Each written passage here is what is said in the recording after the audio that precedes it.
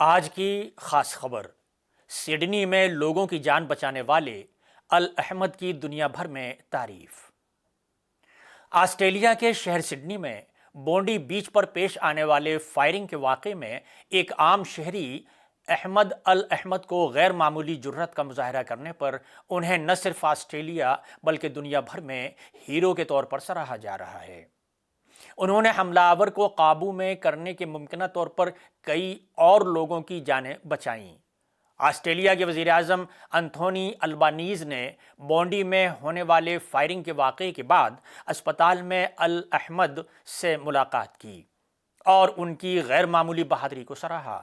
انہوں نے کہا کہ احمد الاحمد نے جس جرأت اور حوصلے کا مظاہرہ کیا ہے وہ پورے ملک کے لیے فخر کا باعث ہے۔ الاحمد نے سڈنی میں پھلوں کی دکان کے مالک ہیں اور مسلمان ہیں۔ ان کا تعلق شمالی شام کے شہر ادلب سے ہے اور بونڈی میں حملے کے دوران الاحمد نے حملہ آور کا سامنا کیا۔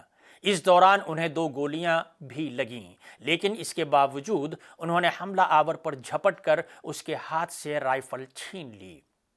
اس کے بعد حملہ آور پیچھے ہٹنے پر مجبور ہو گیا۔ ان کا یہ اقدام انسانیت، جرأت اور شہری ذمہ داری کی روشن مثال ہے۔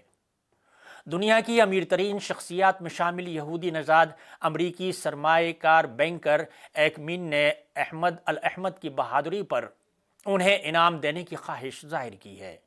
میڈیا کے مطابق بل ایکمین، جن کی مجموعی دولت کا تخمینہ 9.5 ارب ڈالر سے زائد ہے، انہوں نے سوشل میڈیا پر کہا کہ احمد اور ان کے خاندان کے لیے ایک تصدیق شدہ فنڈ قائم کیا جانا چاہیے تاکہ انہیں مناسب انعام دیا جا سکے۔ انعام کے طور پر ان کے فنڈ میں 3 لاکھ ڈالر سے زائد رقم جمع ہو چکی ہے۔ واضح رہے کہ اتوار کے روز بونڈی بیچ پر یہودیوں کی ایک مذہبی تقریب کے دوران فائرنگ کا واقعہ پیش آیا تھا۔ وائرل ہونے والے ویڈیو میں ایک راہگیر کو مسلح شخص کو قابو کرتے اور اس سے اسلحہ چھینتے ہوئے دیکھا گیا۔ بعد میں اس شخص کی شناخت 43 سالہ احمد کے طور پر ہوئی، جو سڈنی میں پھلوں کی ایک دکان چلاتے ہیں۔ احمد کے بروقت اقدام نے کئی قیمتی جانیں بچائیں۔ اس واقعے میں 16 افراد ہلاک اور 38 سے زائد زخمی ہوئے تھے۔